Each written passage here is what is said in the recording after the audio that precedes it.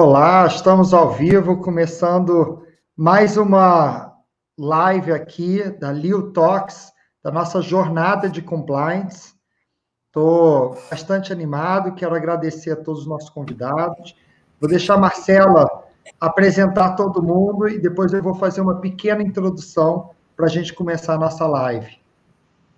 Bom, boa noite a todos. É com prazer que a gente começa agora nosso terceiro talk. E não poderia faltar nessa jornada duas pessoas, dois professores meus que me marcaram muito. O Serpa foi meu professor em dois lugares, primeiro na LEC e depois na FIA, e eu sou apaixonada por ele. E o Henksey, meu orientador da minha tese, né? Fomos ali juntos, falando sobre ética, moral e perfil do criminoso, então não tenho como palavras para agradecer todo o apoio que você me deu nessa minha jornada de especialização de compliance. Muito obrigada pela presença dos dois. Eu quero agradecer também a presença dos dois e também, claro, da Marcela. A gente está começando a nossa o terceiro talk da jornada de compliance humanizado. Eu e Marcela, a gente se conheceu já mais de um mês, uns 2, 3 meses atrás, e a gente começou a conversar muito sobre o tema de compliance. E uma coisa que nos uniu foi muito esse propósito de fazer algo diferente, de buscar uma forma de humanizar assuntos, né? A gente na área de aprendizagem, educação, dentro da Leo Learning, e a Marcela dentro da área de compliance. Isso nos uniu para lançar essa jornada, onde toda semana, quinta-feira, às 19 horas, estamos trazendo grandes especialistas, e hoje temos mais dois, para falar de temas ligados a compliance. Então, Marcelo, eu quero te agradecer muito por ter abraçado essa causa, quero parabenizar você pela forma que você está conduzindo e trazendo essa humanização para dentro do tema de compliance, que é visto como algo muito mais duro, engessado. Então, parabéns e quero desejar a todos aqui um bom toque e um ótimo evento. Eu que agradeço a você, Richard, por me dar a oportunidade de falar um pouquinho sobre algo que eu acredito, né? E hoje a gente vai falar sobre educação corporativa, né? Sobre educação e a ética corporativa. Ontem já foi um bate-papo super gostoso, a gente já debateu bastante e eu tenho certeza que essa noite vai ser maravilhosa. Então, vamos começar sobre como o compliance surgiu nas organizações, como a gente falou ontem, e o que eu vejo é que a gente precisa trabalhar muito mais na causa raiz, que é o desenvolvimento dos colaboradores e o fit cultural, né, e o alinhamento do que se diz e o que se faz. E isso a gente só consegue através de treinamentos, através de conscientização, através de educação e através de ensino, como a gente conversou ontem. Então, eu quero apenas ouvir essas duas pessoas que eu sou apaixonada. Henksey, o palco é seu, por favor, comece a falar sobre ética corporativa, para eu ficar aqui babando. Bom, antes de tudo, queria agradecer você, Marcela, pelo convite e ao Serpa por esse papo que a gente vai ter. Na verdade, a gente sempre conversa, né? E as conversas acabam ficando longas e ricas, né? A gente senta, conversa. Estava lembrando ontem, a última vez que de fato a gente conseguiu se ver, que foi num almoço, né? E foi indo, porque esse é um assunto que realmente a gente tem bastante prazer de falar, que é a ética organizacional. Então, começando, eu acho que, pensando na questão da educação, né, vamos falar um pouco mais do processo educativo e do compliance. A gente tem que entender, eu acho que um grande ponto a se entender é que aquela definição de compliance, to comply, estar aderente, né, estar em conformidade bom, é algo do passado. Eu acho que é algo que não traz a grandeza que essa área de compliance ou da ética corporativa pode ocupar nas organizações, e não só nas organizações de fato, mas o efeito disso para a sociedade, né? Outro ponto que eu acho que também cabe aqui a gente discutir hoje é como você cria um processo educativo, como você fala sobre ética para uma empresa ou numa organização onde a gente vai ter diversos perfis de indivíduos atuando. Então, você vai ter pessoas que acham que isso é um tema importante, que já são convencidas de que isso é necessário, que acreditam que isso não só valoriza a organização, mas faz com que as pessoas se sintam bem lá, porque elas são assim. Nós vamos ter pessoas que, resumindo, obviamente, muito essa questão das flexibilidades morais, mas existem ali pessoas que precisam de uma orientação do que fazer, como fazer, elas têm uma intenção de fazer a coisa certa, mas não necessariamente isso é simples para essas pessoas, diante de uma série de pressões. Então, nesses casos, eu acho que a gente pode abordar um pouco mais à frente, nesse bate-papo, o que eu costumo chamar de treinamento de piloto de avião, né, que é também uma forma de educar e transformar as pessoas. A gente tem pessoas que desconsideram essa questão, de fato, do valor, e elas fazem o que a gente chama na criminologia de uma análise econômica ou racional da moralidade, ou seja, em que ponto vale a pena o ser correto, na frente de quem vale a pena o ser correto, em que processo vale a pena o ser correto, versus outras situações onde eu posso ter um ganho ilícito, e isso também vai me nutrir benefícios. E você tem também pessoas que são, como a gente chama, predadores, são pessoas que desconsideram as questões morais e elas agem baseadas nas suas intenções lícitas e ilícitas constantemente. Eu acho que, para a gente começar essa nossa conversa, que a gente tem um universo de coisas para falar, a gente pode falar de como ensinar, como educar, as ferramentas que nós temos para isso, e a visão também de trabalhar pessoas junto com processos, né? Eu acho que a gente pode começar, então, essa discussão, e aí eu trago também para o Serpa, né, como a empresa ela pode construir ferramentas, construir pensamentos, né, que conversem com todos. Eu acho que esse é o grande segredo, né? Você conseguir conversar com todos os níveis de flexibilidade, todo tipo de pessoa, a partir das suas ações. E não só focar naqueles indivíduos que precisam de controles ou naqueles indivíduos que já são convertidos para aquilo que a gente espera. Então, eu acho que ia ser legal a gente começar falando sobre isso, né? Sobre processos, procedimentos, pessoas. Como é que você vê isso? Perfeito. Deixa eu até explicar uma coisa que, por acaso, eu consegui fazer ligação. Eu derrubei meu copo d'água aqui em cima de tudo, das anotações, do mousepad, do mouse, do teclado, do celular. Por isso que eu apaguei a câmera um momento. Mas é interessante porque a gente se planeja, a gente faz todos os testes técnicos, aí vem um humano e derruba a água em cima de todo o equipamento que estava funcionando direitinho, né? Quer dizer, essa é a realidade da vida. E óbvio, por que deu tudo certo no fim das contas? Porque eu sabia onde estava o botão de tirar a câmera, eu sabia onde estava a toalha, e eu sabia das consequências de deixar a água aqui em cima. Então, é muito isso, foi muito por acaso. Está tudo molhado ainda, mas pelo menos nada em risco agora. O grande ponto é esse, e eu estava pensando, até para as pessoas entenderem, eu sou talvez o contraponto, né, de muita coisa, até do Hanks, que tem uma formação em pessoas e vive e conhece e entende isso, eu nem tanto, eu tenho uma formação em processos. E o que eu estava conversando com a Marcela e o Hanks ontem é muito isso, de que sim, sem dúvida nenhuma, o ser humano é a chave, né, de resultados positivos em gestão de riscos, compliance é gestão de riscos, nada além disso.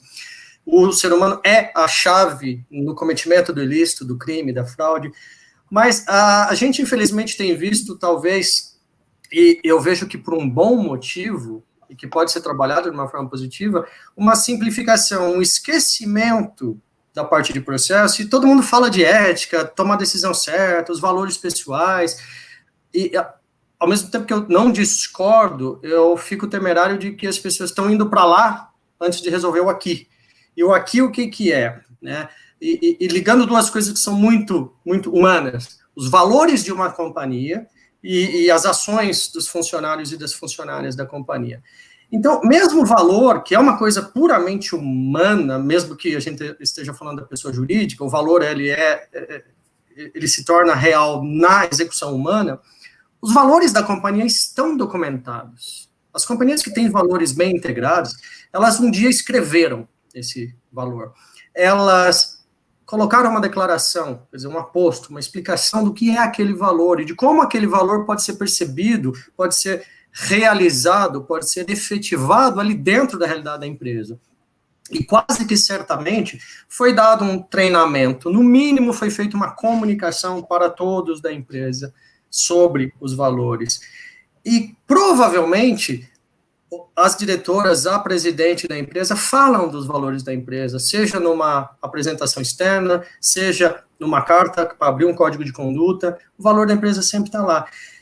Então, quer dizer, eu vou parar por aqui, mas basicamente a gente está falando de todos os pilares de um programa de compliance, são pilares de gestão de riscos, né? Eu quero atingir um objetivo, então eu começo definindo o que eu quero, por que eu quero, comunico às pessoas, documento.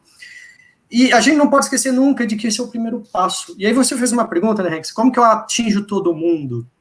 Né, quer dizer, óbvio que eu não consigo falar a língua de todo mundo falando uma língua só. Ao mesmo tempo, tem um bom componente do que eu posso falar uma vez só que se aplica à maioria. Né? Então, é o caso de quando você parte do zero. Estou implementando um programa de compliance do zero e, ao mesmo tempo, eu estou construindo a cultura de compliance aqui. Então, tem, sim, coisas que dá para eu falar que são uma comunicação homogênea, uma comunicação única.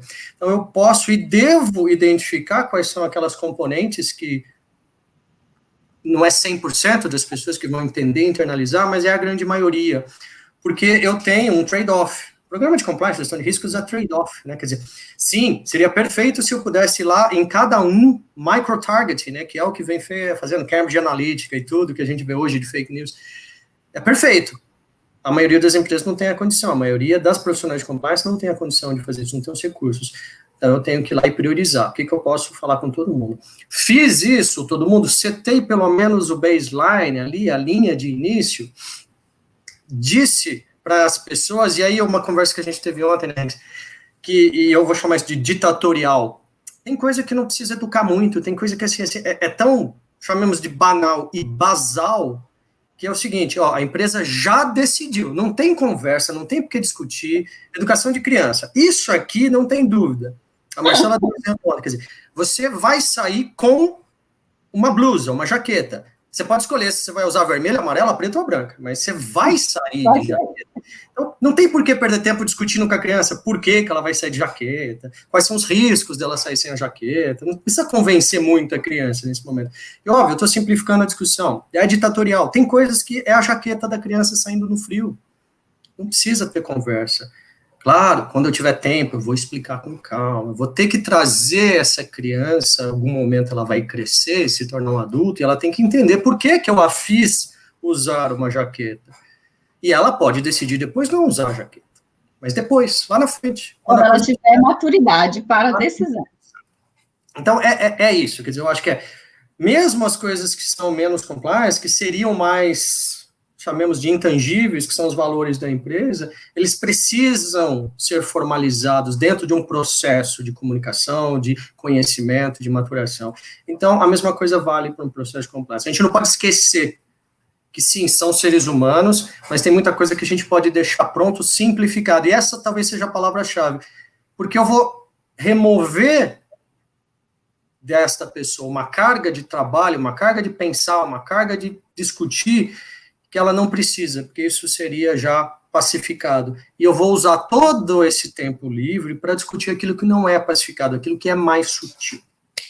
Sim, e eu acho que isso que você traz é bastante interessante, porque a gente tem aqui duas frentes do processo de aprendizagem, né?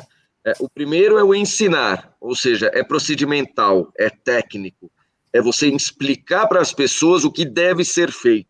É dar a elas as ferramentas e o conhecimento do que fazer, ponto.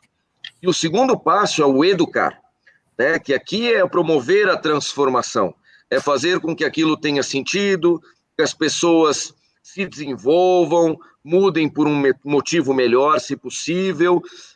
E aí, obviamente, a gente não consegue atingir a todos, porque a gente tem pessoas que talvez tenham ali algumas intenções não tão nobres, né, na sua tomada de decisão, e para essas pessoas o controle e o desencorajamento de uma ação ilícita vai ser bastante interessante. Mas eu acho que aqui a gente tem uma discussão muito rica, por isso, nem tudo deve ser transformação. Algumas coisas, sim, são importantes a gente transformar. Outras a gente tem que ensinar. É isso que deve ser feito, esse é o caminho que você deve adotar. E em caso de dúvida, obviamente, me procure, né? E quando você fala dos valores da organização, como sendo um elemento base para a tomada de decisão ética, para o compliance, eu concordo 100%. E aí eu trago aqui algumas situações onde eu já vi, e esse é um risco também para o negócio, né? Onde os valores da organização não estavam bem definidos para as pessoas que estavam envolvidas. Então, às vezes a gente fala assim, vamos pegar um valor qualquer, né? Foco, os valores às vezes são foco no cliente. O que é foco no cliente? Né? Foco no cliente pode ser muita coisa, né? E pode abrir mão de muita coisa, como pode engessar muita coisa, como pode gerar muitas complicações para uma organização ou trazer resultados. Então, eu acho que quando a gente fala de valores, pelo menos na prática, o que eu vejo, e até para processo seletivo, né? Os valores, eles têm que ser, de fato, muito bem definidos. Eles são fatores que, às vezes, parecem objetivos, mas eles carregam um quê de subjetividade muito grande, às vezes. E se você não sabe o que é foco no cliente exatamente, e que todos reproduzam o foco do cliente exatamente da mesma forma, a gente pode ter pessoas agindo de forma errada, baseadas nos valores da empresa. Eu vi uma vez uma empresa que tinha como valor algo ligado a algo como, por exemplo, intimidade, né? E intimidade, para a organização, tinha muito mais um conceito de familiar, né? De trazer as pessoas para próximo, gerar confiança, ter uma relação positiva interna e externamente.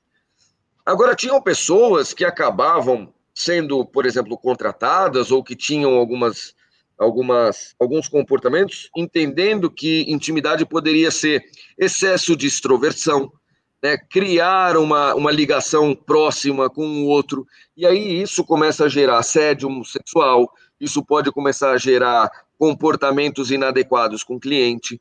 Então, isso que você traz é muito importante, né? Definir quais são os seus valores, fechar esses valores para todo mundo, ensinar, ponto. Isso é o básico.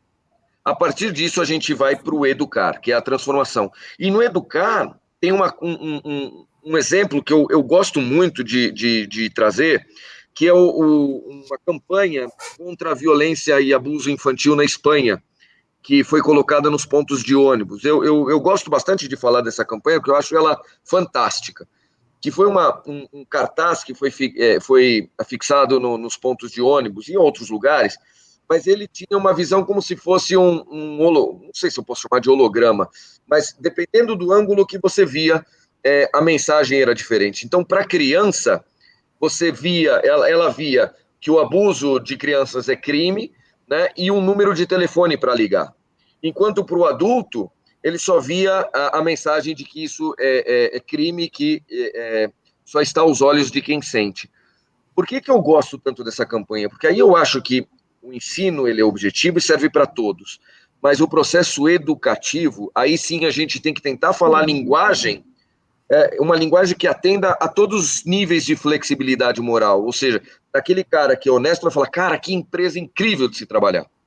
Aquelas pessoas que têm receio de se posicionar, que enfrentam lideranças autoritárias, que acreditam que essas metas colocadas elas não são atingíveis e eles têm medo de dizer que não vão chegar. Essas pessoas vão poder falar, olha, que legal, essa empresa me dá condições de conversar.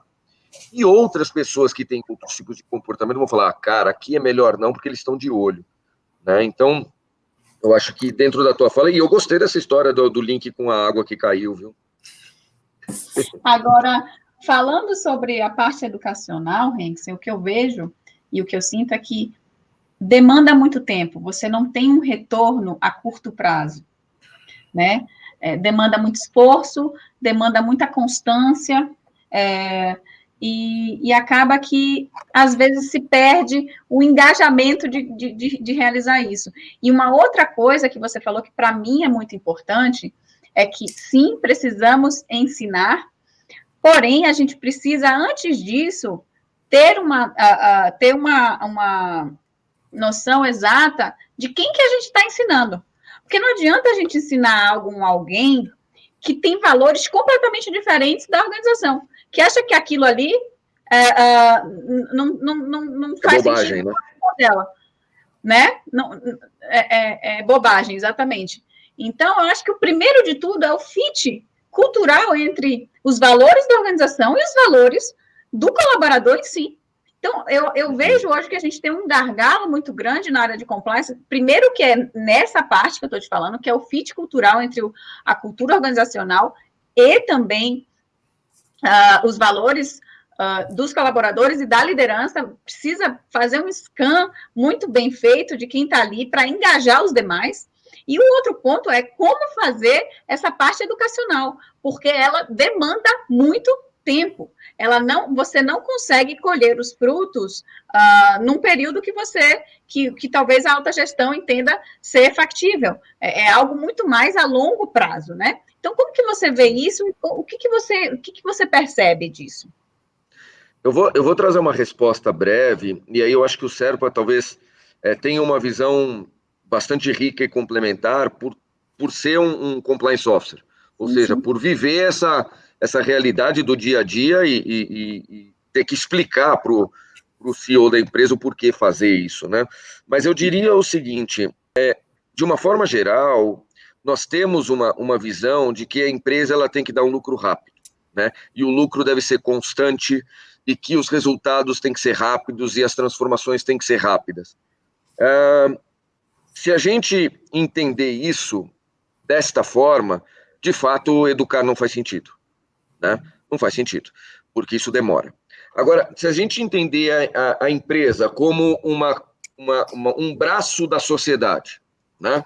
E que esse profissional que está na sua empresa, ele tem um potencial de fazer coisas boas hoje, aqui, né? Influenciar a sociedade que se vive para algo melhor. Sair da sua empresa e se tornar um consumidor ético da sua empresa. Alguém que foi transformado por onde você está e se relacionar como fornecedor, cliente, consumidor futuro e ser uma pessoa que se transformou de fato baseado no que foi aprendido lá dentro.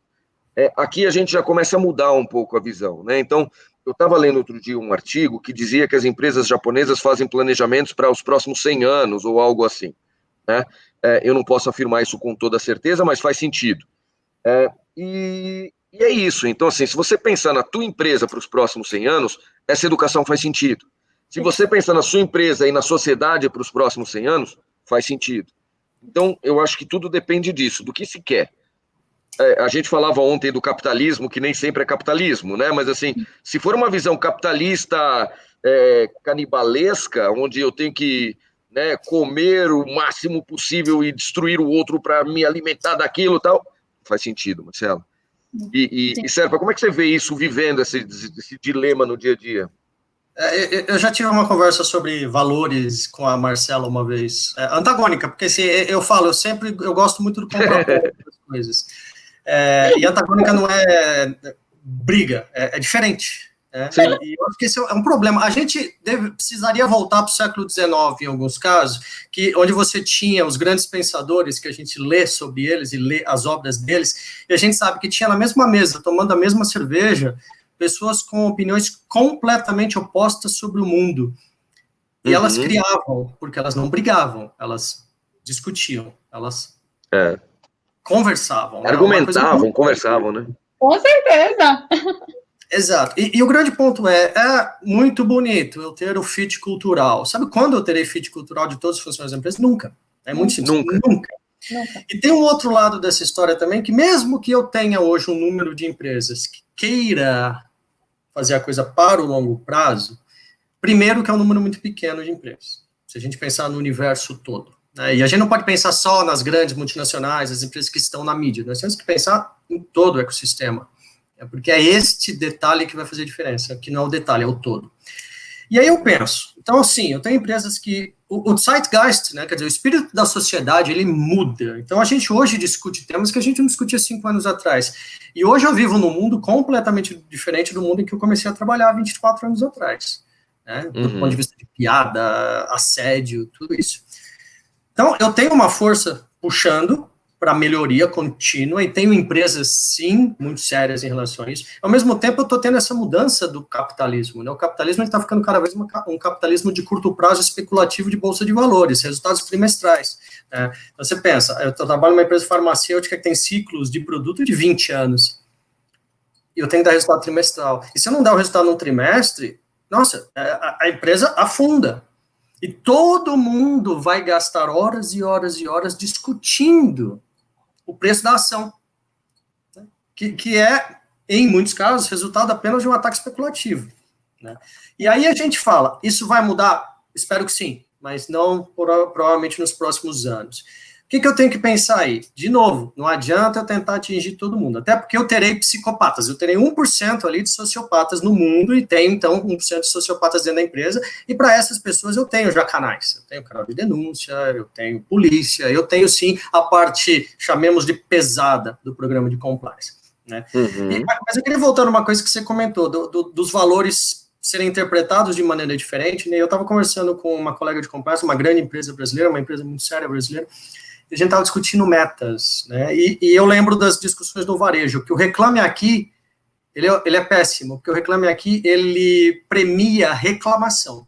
Uma empresa que tem muita reclamação, mas resolve as reclamações rápido, ela é bem vista pelo Reclame Aqui. Uma empresa que não tem reclamação, ela não é bem vista pelo Reclame Aqui. Quer dizer, olha como você mede as coisas. Mas 99% das empresas lutam para se melhorarem no Reclame Aqui. Quer dizer, é uma luta vazia, mas você coloca recurso lá.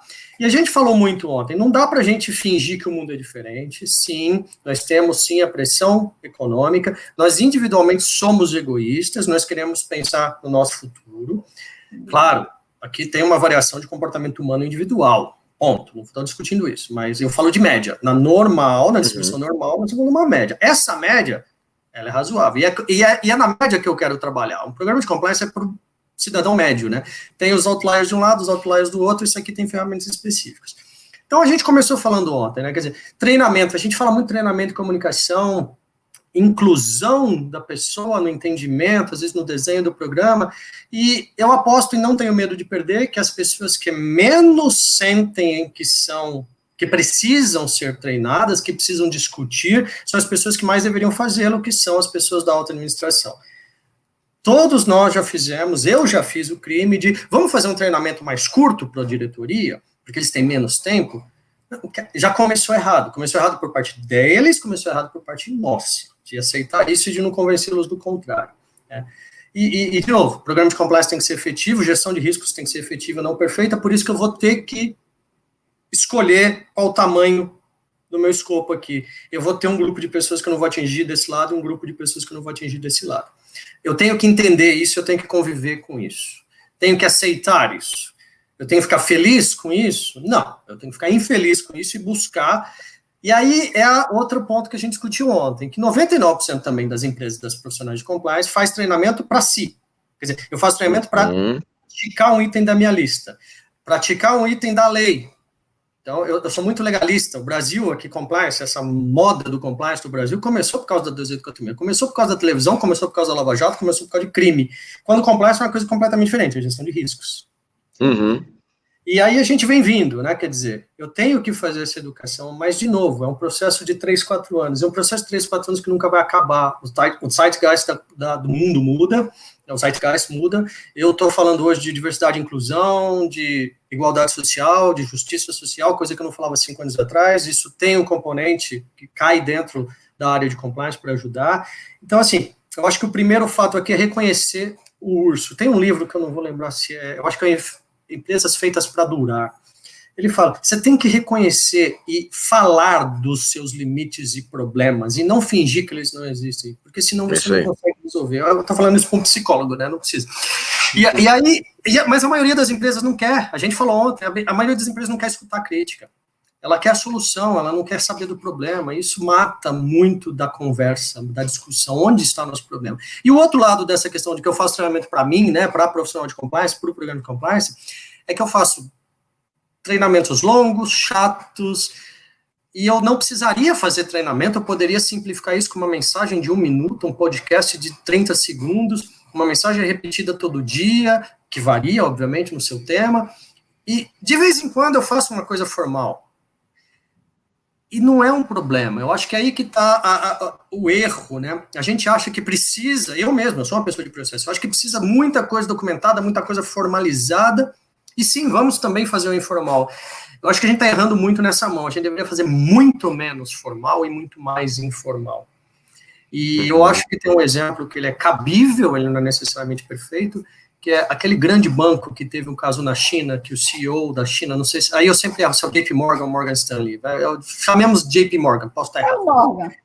Foi. Então, eles comprovaram que o crime foi do CEO, que eles fizeram o melhor que eles podiam, e eles mostraram o quê? Que eles treinaram, né? E a gente vê por aí algumas notícias, comprovaram mais de 100 treinamentos, e a gente teve uma palestra com o Compliance Officer à época, e ele falou...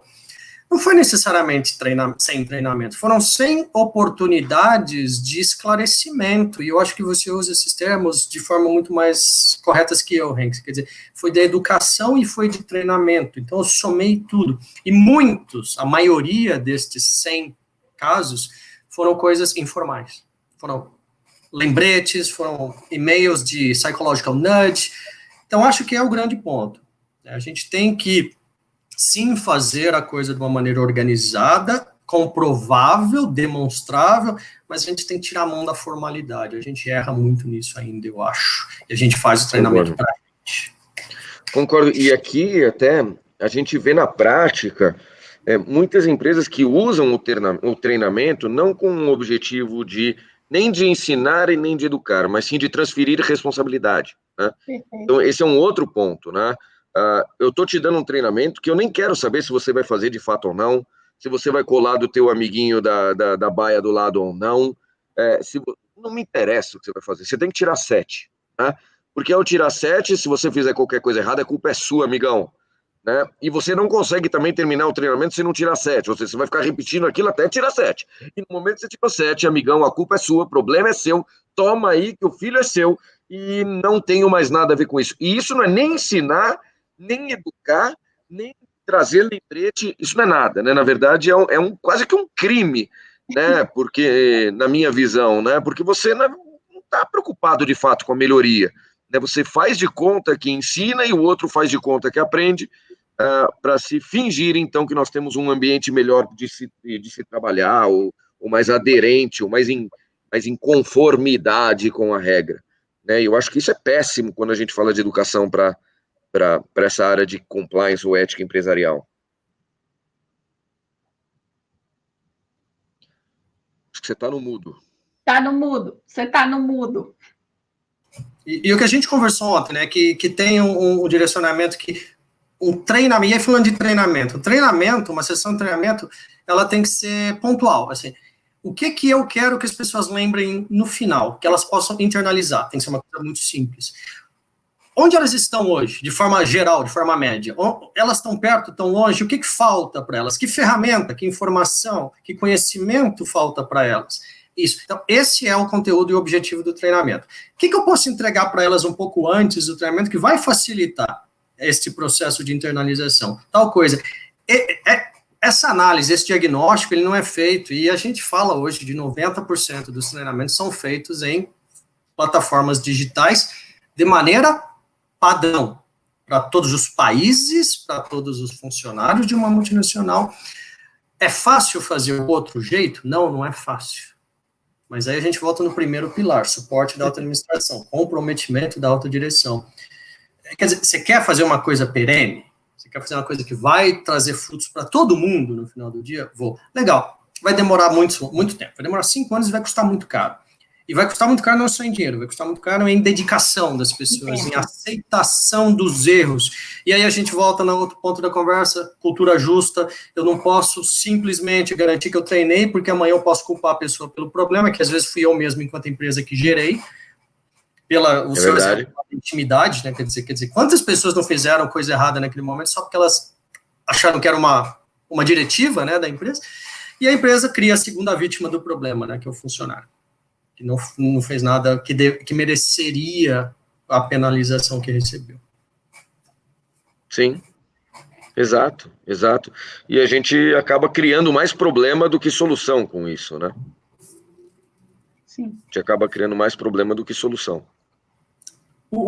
E eu brinco que, infelizmente, é uma coisa que é filosófica só, mas, primeiro, a nossa função existir é a prova da falha das empresas e do ser humano. Bom, que é falível, a gente já sabe disso. Mas a minha métrica de sucesso de longo prazo, enquanto profissional de compliance, é não ser mais necessário, é me tornar desnecessário. No dia que eu me tornar desnecessário, eu fiz meu trabalho. E por que eu digo isso? Porque você fala de tudo que é escopo de um programa de compliance, a gente está falando de nada que é novidade, nada que não é conhecido e nada que não possa ser resolvido com a aplicação de ferramentas, modelos, frameworks que já existem, por pessoas extremamente inteligentes. Quer dizer, a CEO de uma empresa, a diretora de operações, a diretora jurídica, a diretora de recursos humanos de uma empresa, precisam de mais alguém para dizer, vamos no mínimo cumprir a lei, vamos no mínimo pagar a hora extra, e vamos no mínimo resolver problemas de assédio que tem dentro da empresa, e vamos no mínimo contratar pessoas de todas as raízes culturais, de gênero, de idade, porque isso traz uma melhoria no ambiente, uma segurança no ambiente, traz uma garantia de perenidade das ideias, diferença das ideias, aumenta o meu pool de consumidores, etc. Quer dizer, eu não preciso de compliance, não deveria precisar de uma pessoa de compliance, de uma pessoa de diversidade e inclusão para dizer isso para gestoras experientes e inteligentes, né? Por quê? Porque isso é básico de gestão de negócio. A gente falou ontem, e não vamos criar a problemática aqui, mas a gente vê muito estudo de correlação, que é visto como estudo de causalidade. Uma empresa que tem compliance dá 30% mais de lucro, como se ter compliance desse mais 30% de lucro. Uma empresa que tem diversidade tem 30% mais de lucro, como se ter a diversidade gerasse 30% de lucro. E a minha opinião, isso baseado no que a gente vê, é que todas essas empresas que têm diversidade, que têm segurança, um ambiente de trabalho criativo, um ambiente de trabalho gostoso, um ambiente de trabalho seguro, diverso e ético, isso tudo é consequência da capacidade da gestão de enxergar o longo prazo e gerir os riscos de longo prazo.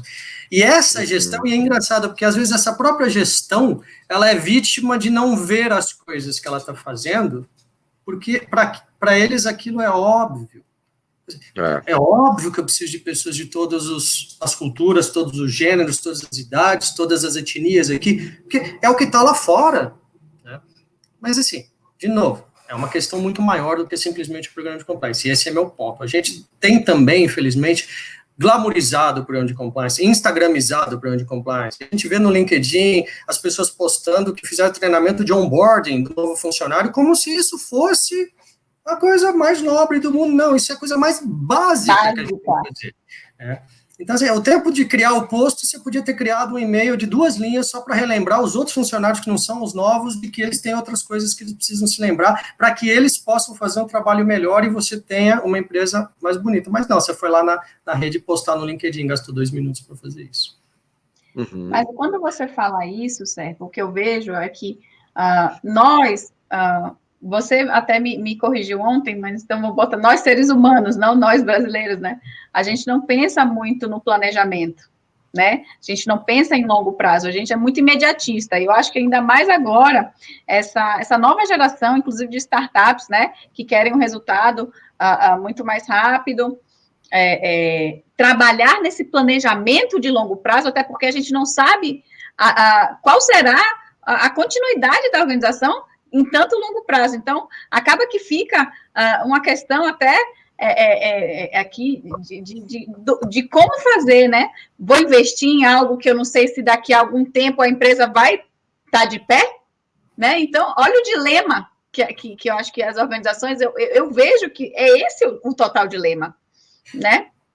E aí eu lhe pergunto, o que seria factível, então, do cenário que temos hoje, porque já que o cenário teórico não condiz com a realidade, o que seria factível que a gente implementasse, que desse certo, para que a gente conseguisse, pelo menos, ter esse problema resolvido desde a raiz? O que você acha? A resposta é muito simples. Tem dois jeitos extremos de se atacar isso. O primeiro deles faz um planejamento de longo prazo e stick to it, quer dizer, e cumpra-o, mesmo não parecendo que durante o processo você está fazendo melhor. Não, você tem um plano de longo prazo, você está jogando um jogo lá na frente. É o jogador de xadrez, eu não jogo xadrez, não entendo xadrez, mas é o jogador de xadrez que fez um primeiro movimento que você não entendeu por quê, e lá na frente ele ganha o jogo por causa daquele movimento. Para todo mundo ele é doido, até ele ganhar. Que foi o caso do AlphaGo, quer dizer, se você olhar o computador de inteligência artificial lá que ganhou do campeão mundial de Go, mesmo quem criou o sistema de inteligência artificial, no meio do jogo não estava entendendo nada. E no fim ganhou por causa daqueles movimentos. Então essa seria uma maneira. Só que isso, assim, depende demais de uma cultura ali na empresa em que todo mundo está muito alinhado. E a segunda maneira seria um planejamento incremental, porque também não adianta a gente achar que as novas gerações estão erradas e que esta velocidade do mundo é errada. Ela é a realidade. É a realidade que temos, né? É a realidade. Temos essa realidade, como que é o factível para isso? O mundo está trabalhando em incrementos de tempo cada vez menores, vamos nós trabalhar em incrementos de tempo cada vez menores. Só que isso requer o quê? Isso requer um desligamento das ideias do passado, que foi o que eu falei antes, aquela exagero em formalidades. A gente tem que acabar com as formalidades tomam muito tempo, a gente tem que entregar resultado, né, atingir os resultados. É fazer Scrum, fazer Agile, quer dizer, eu não deixo de ter o objetivo lá na frente, mas eu quebro as coisas em pedacinhos menores e eu vou executando e vendo o progresso e eu posso ir ajustando. Então, eu tenho que mudar a mentalidade. Como eu planejo? Eu planejo em incrementos de tempo menores, eu tenho que planejar em incrementos de recursos menores e tenho que ter um método para medir o resultado que isso me deu de maneira rápida. Não é dizendo sem evidenciação, mas sem excesso de formalidade. As metodologias Agile, Scrum, Kanban, que são usadas hoje, são perfeitas para isso. Então, seria a segunda forma. Mas sabe que eu tenho uma preocupação quando a gente fala de educação, ou de treinamento, ou de ensino, de ética ou compliance, nessas relações muito rápidas, né? Não quer dizer que não seja possível, eu acho que é sim possível, mas eu acho que tem que existir um cuidado muito grande, porque as empresas, essas metodologias, elas têm aquele método de trabalho de eu faço, eu erro, eu conserto, eu dou outro passo, eu erro, eu conserto e tal. O grande ponto é que alguns erros, muitas vezes, podem ter consequências muito mais graves do que aquele teu curto período de tempo, ou eles podem aparecer mais para frente. Então, a gente vê casos assim de instituições financeiras, né, ou que trabalham de alguma forma com uma área financeira, que o cara foi lá, botou a plataforma para funcionar, vamos lá e tal, a gente tenta aqui, errei, vamos consertar. Só que o teu erro expôs os dados de milhares de pessoas a um risco, né? Então, não é bem assim, curto prazo. Eu sei que não foi isso que você falou, mas assim, essas empresas elas têm que entender que você pode agir em curto prazo, mas mapear risco, mapear comportamentos éticos, tem que ter uma visão de curto, mas você também tem que olhar para fora daquele cenário, né? Porque senão você, de alguma forma, assim, eu percebo que esse ágil também olha o erro e os riscos e a falha ética a curto prazo. E, cara, a consequência pode aparecer daqui a 6 meses, daqui a um ano, ou mesmo que seja agora, mas muito mais grave do que o tempo que você tem para consertar ela, né? Mas isso, Henrique, você está corretíssimo, porque e esse é um dos erros das pessoas quando elas não entendem e tentam implementar só pela moda o Agile. Quer dizer, vamos lá, o Agile, eu tenho o mínimo produto viável, por exemplo, que é um conceito. É viável. A palavra viável, ele não é só viável do ponto de vista que funciona. Ele é viável que ele tem que funcionar e não criar mais problema do que a solução que criou, que trouxe. Isso aí. E eu sei mais ou menos onde eu quero ir. E para mim é o grande exemplo usamos o GPS aqui. Eu sei para onde eu vou e eu sei qual o caminho que eu vou fazer. Até botar o carro ali e descobrir que ali tem uma obra da Sabesp que eu tenho que dar volta. E eu tenho que... Eu continuo sabendo o objetivo de longo prazo, mas eu vou planejando quarteirão a quarteirão. Só que eu continuo cumprindo as leis do trânsito, eu continuo de cinto. E essa eu acho que é a dificuldade, né? As pessoas não entendem que, sim, é agile na execução, então eu diminuí tudo. Eu diminuí o tamanho do produto que eu vou entregar na semana que vem, isso diminui o recurso que eu vou utilizar durante essa semana, isso diminui o tamanho da complexidade do sistema, isso diminui o tipo de risco que eu tenho, e diminui a quantidade de riscos que eu tenho que avaliar, mas eu continuo tendo que avaliar todos os riscos aplicáveis àquele mínimo produto viável. Eu não posso tratar ele como eu tenho liberdade para errar qualquer coisa. Não, porque se o risco for muito alto, isso é uma conversa hoje muito grande em justiça algorítmica, né? Quer dizer, isso aí. O que acontece hoje? Eu estou pegando um algoritmo que foi criado para targeting de publicidade e estou usando ele para fazer targeting de, sei lá, de rating de seguro, rating de empréstimo. Cara, isso aqui tem impacto na vida do ser humano. Eu errei o advertising para 1 milhão de pessoas, ninguém vai morrer por isso. Eu errei no targeting de quem vai pagar mais ou menos por um seguro, gente vai morrer por isso. E aí está o erro, talvez, Henrique, e aí é o grande ponto, que para mim é o erro do mundo. A gente está tratando a velocidade esquecendo das outras variáveis que não são separáveis, que é o isso aí. Eu tenho como prever tudo o que vai acontecer? Não, mas eu tenho que ter uma ideia do que não pode acontecer e do que eu quero que aconteça. Exato. E no meio, e de novo, o que eu falei ali no fim? Quer dizer, tem que ter uma metodologia de monitoramento, de teste, de verificação tão eficaz e veloz quanto a de criação. Eu não vou esperar as pessoas sofrerem, eu vou perceber que as pessoas estão sofrendo o problema. E assim, sim, claro, eu fiz uma coisa em uma semana, eu tenho que medi-la em uma semana. Eu tenho que ser capaz de medir em uma semana. Muito, muito difícil, porque não só é uma questão de mudança técnica e mudança também de mentalidade. São 10 coisas que tem que casar ao mesmo tempo. Infelizmente, a velocidade de algumas dessas 10 ela é extremamente mais alta que a das outras que estão no bolo. O Kurzweil, né, o Ray Kurzweil, ele fala, tudo bem, que muita gente acha que o Kurzweil já passou do limite mental e está louco, mas ele fala da lei dos retornos acelerados, Law of Accelerating Returns, que ele fala, o grande problema do nosso momento hoje é que a taxa exponencial de crescimento e velocidade de desenvolvimento tecnológico, ela está com o expoente também sofrendo um crescimento exponencial. Isso é uma coisa que o ser humano não experimentou nunca na história humana. E a gente não sabe como lidar com isso. Você não consegue ver a curvatura da Terra quando você está em pé na Terra.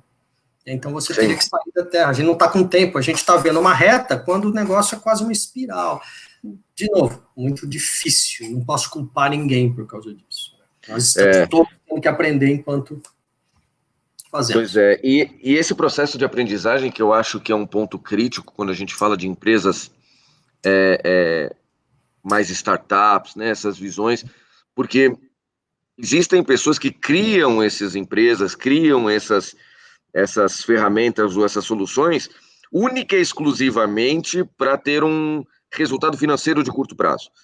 Ou virar unicórnio, ficar milionário, vender, virar, sei lá, vende para o Google, quero ficar milionário e não trabalhar mais aos 21 anos. E essa maturidade, esse pensamento não permite, né, essa preocupação e essa visão que a gente está tendo, porque o cara não está preocupado com isso. Então, aqui também é uma questão ética para a gente refletir, né? É óbvio que o curto, ele é necessário e é uma realidade, até como a Marcela falou, né? A gente não pode ignorar isso. Agora, o curto sem outros fatores, ou o curto sem maturidade, é um risco muito grande, né? E é você querer botar numa moto 250 km por hora sem capacete. Quando der a bobagem vai ser grande, né? E você não tem tempo para resolver aquilo, né? E você põe a vida dos outros também em risco, né? E um exemplo muito bom, e até uma indicação para quem gosta de ler, a empresa de tecnologia de exames, né, a Theranos, que é da Elizabeth Holmes, que é um caso famosíssimo, né, que tem eu nunca lembro o nome do livro, eu li o livro, eu vou lembrar, depois eu passo para o Marcelo. E que você tem aí, sim, uma pessoa, ela era razoavelmente sociopata, né, quer dizer, então ela queria ser famosíssima, ela queria ser o novo Steve Jobs, ela tinha uma ideia, que no começo era uma ótima ideia, mas se percebeu rapidamente que ela não era viável, então aí a gente teve a soma de muita coisa, uma sociopata com vontade de ser famosa, mas o mais interessante dessa história é que ela enganou e trouxe para junto dela para enganar outros, pessoas extremamente inteligentes, pessoas extremamente experientes, que pelo FOMO, né, o Fear of Missing Out também, e também a vontade de ficar bilionária, porque estava investindo na grande promessa, ajudaram. E aí você começa a ter um outro problema que é muito comum quando a gente fala de compliance, que é o efeito halo. Né? Você é a única voz dissonante, você que tem problema, você tem inveja, e cara, é longo prazo, dificilmente a gente vê hoje, até nesse documentário que está na Netflix, do Dilema Social, é gente que estava lá dentro, e estava dentro da máquina, não consegue olhar para fora, quando olha para fora vê o que fez, e a maioria delas até mostra, eu não tive intenção de fazer isso, mas eu fiz isso, eu que criei. É a cegueira ética, né? O Ford Pinto e várias outras coisas, né? Você está dentro daquele contexto, você não consegue enxergar o que está fora, e com isso você acaba optando por questões ou caminhos que não necessariamente seriam os mais corretos, né?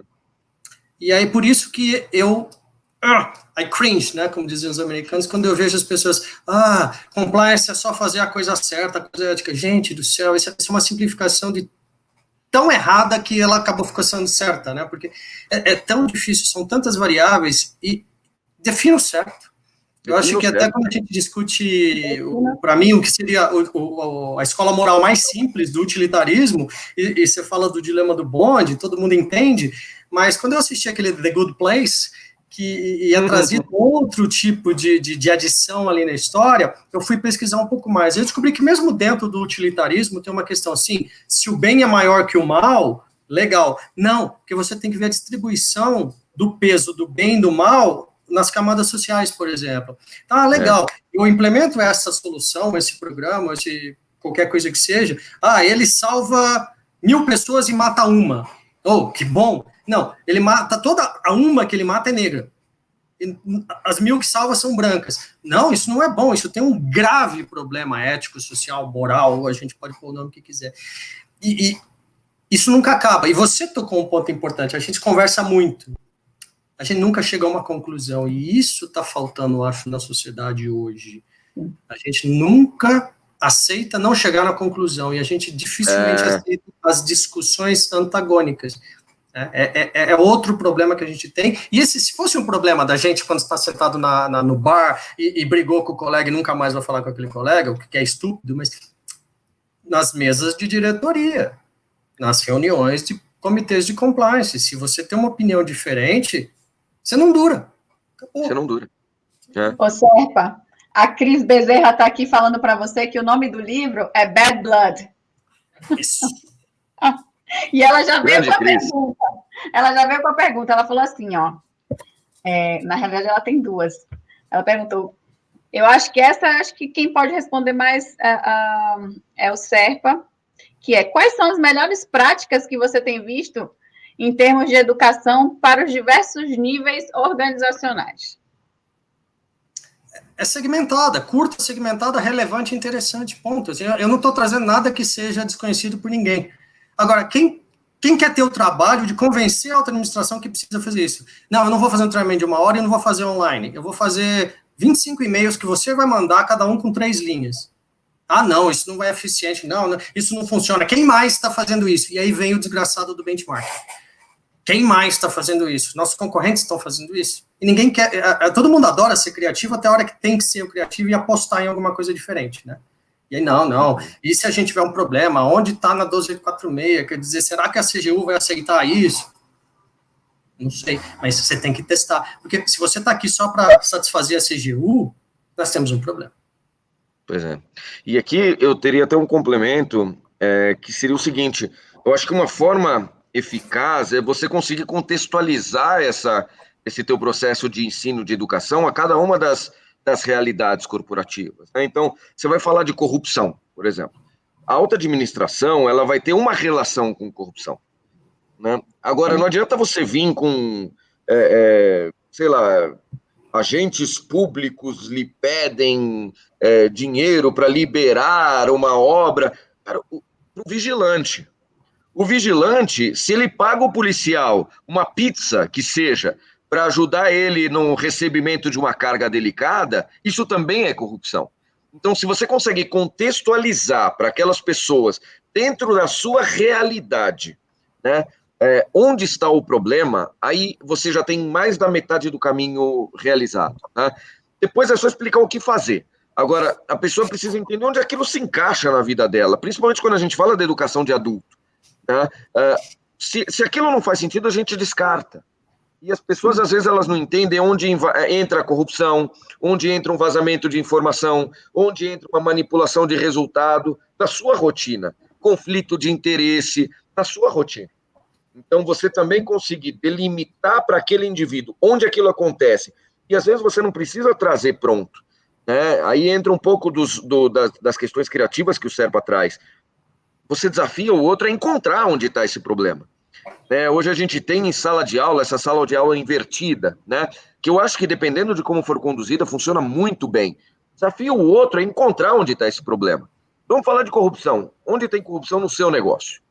Na sua área, na sua atividade. Então, você dá o básico do que é, e aí o cara tem que pensar. E às vezes, ele vai chegar em questões que nem você sabe que aquilo pode acontecer, né? E pode ser muito mais efetivo. Eu gostei do que você falou, porque para mim é uma coisa... O exemplo é muito bom porque ele é... Eu poderia dar um treinamento que eu explico o que é corrupção, o que é suborno, o que é agente público, ou eu poderia simplesmente falar 3 cenários muito simples. No caso de uma farmácia que eu trabalhei, se chegar um fiscal da Anvisa aqui, e ele ameaçar que vai fechar a loja, você diz para ele, fecha a loja. E ligue para o jurídico. Porque qualquer coisa que você falar para ele pode ser corrupção. Só isso. Uma vez, a primeira vez que você fala com ele, você dá esse exemplo, mais 2 ou 3 que são cabíveis e relevantes, como você colocou, Hanks. Um dia, talvez, depois disso, você vai lá e fala, corrupção e suborno. Opa, eu liguei com aquilo lá atrás. Só que você não pode fazer isso uma vez por ano. Você tem que fazer isso uma vez por mês, uma vez por semana. Tem que ser curto o suficiente. Consistência. Consistência. E é difícil, porque você vai ter que fazer um para cada um. Custa caro no curto prazo.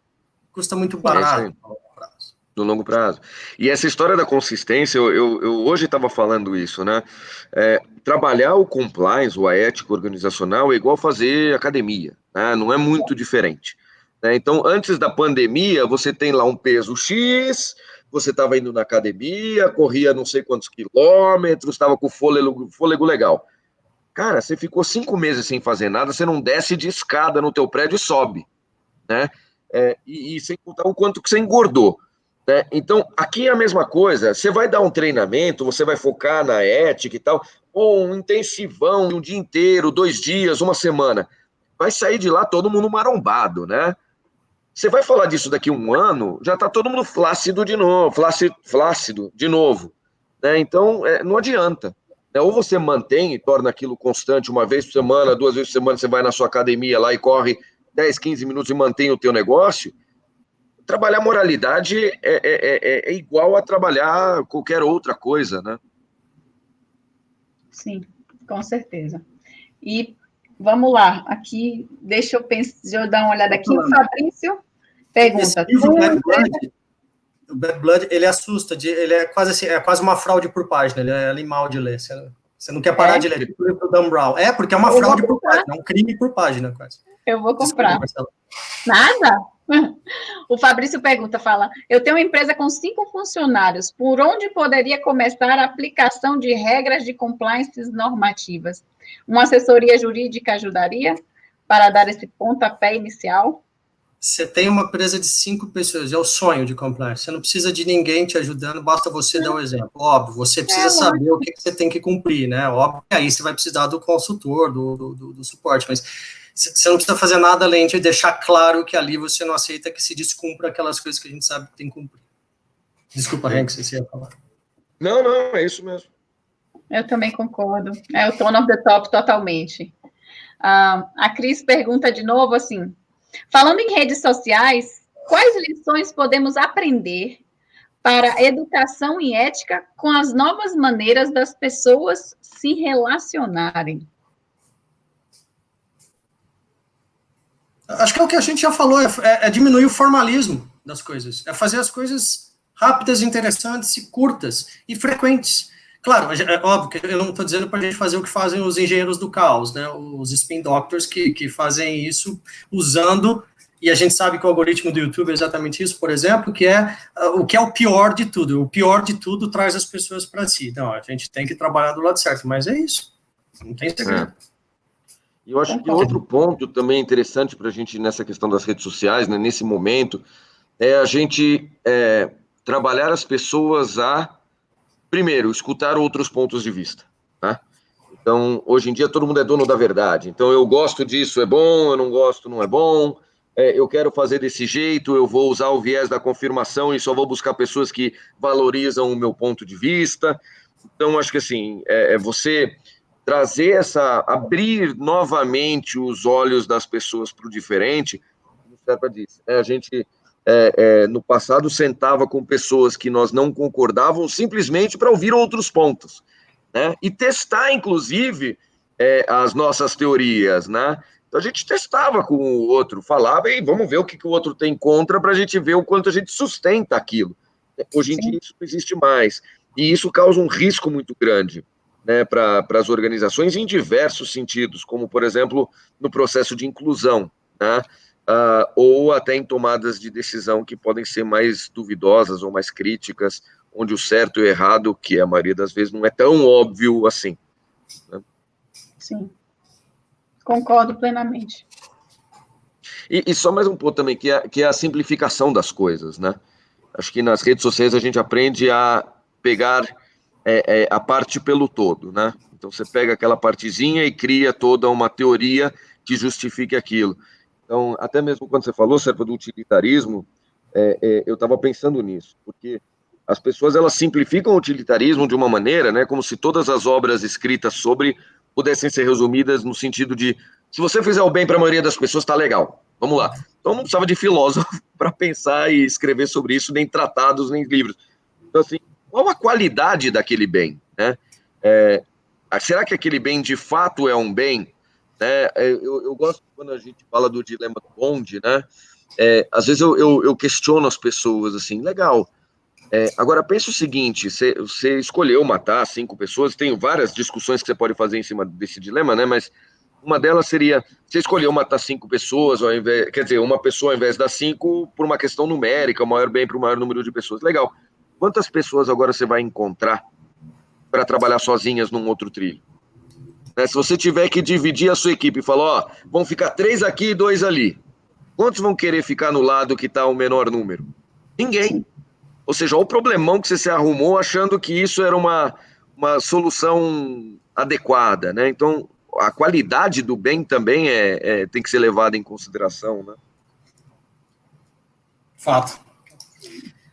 E de novo, qual o nível de educação que a gente tem sobre esses temas, né, filosóficos, humanos, morais, nos nossos sistemas de ensino hoje? Né? Quer dizer, eu sou formado em ciência de computação. Sou formado em ciência de computação, que é um ramo da engenharia que tem um impacto potencialmente muito negativo em ética e impacto social, né?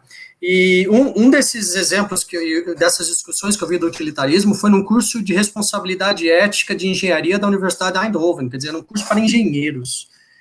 E ali a gente discute coisas que, por exemplo, eu nunca vi na faculdade. Eu fiquei 4 anos integral numa universidade de primeira linha, Cara, eu só vi bit, byte, física e matemática. Não teve uma discussão humana. E não estou falando que teve pouca, eu estou dizendo que não teve nenhuma hora de discussão humana. Como não tem em 90% das universidades, mesmo as de humanas hoje. Quer dizer, a gente está ali para...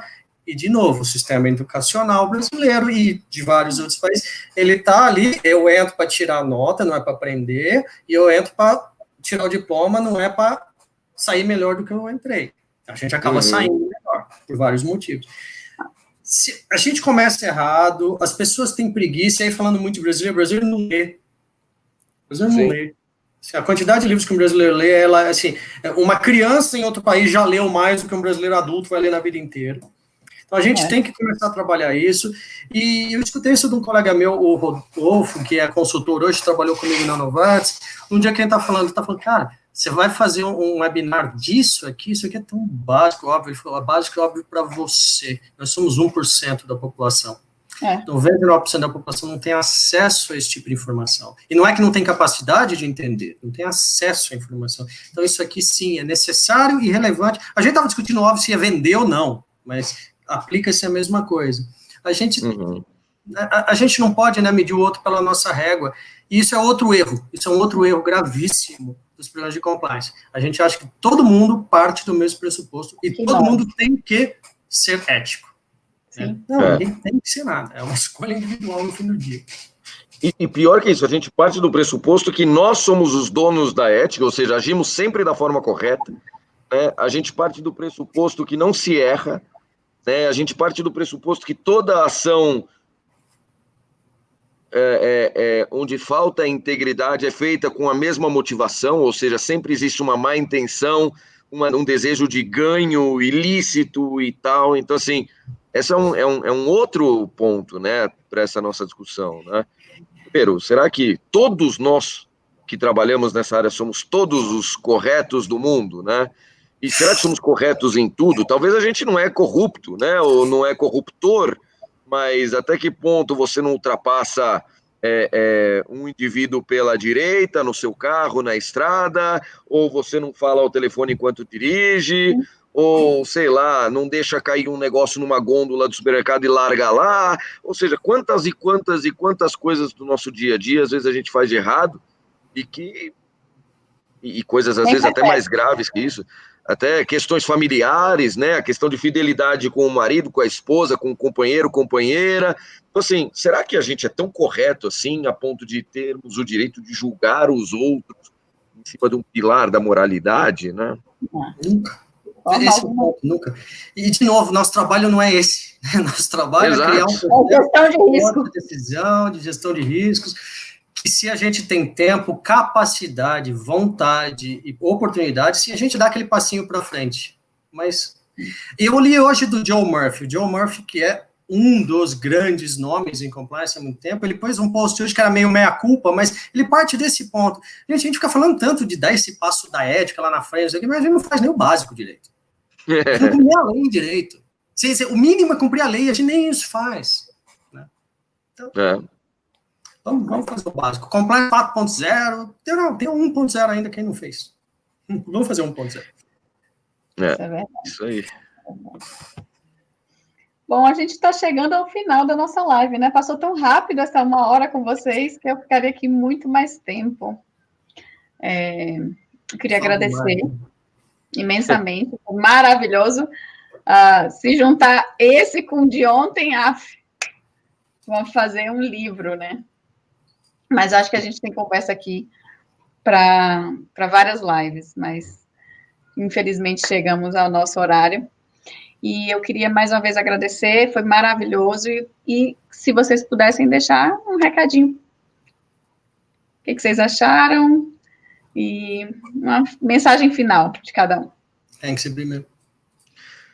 Bom, eu agradeço mais uma vez o convite, eu acho que foi muito bom, muito rico, acho que esses papos sempre fazem a gente pensar, né, e espero que tenha também permitido a reflexão das pessoas que participaram com a gente.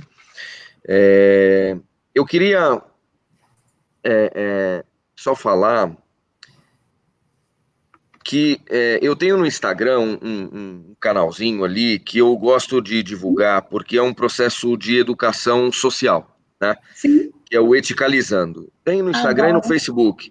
E ali eu faço tirinhas, dilemas. O grande objetivo ali realmente é fazer com que as pessoas pensem, né? Trazendo até um pouco do que a gente falava aqui, às vezes sem resposta.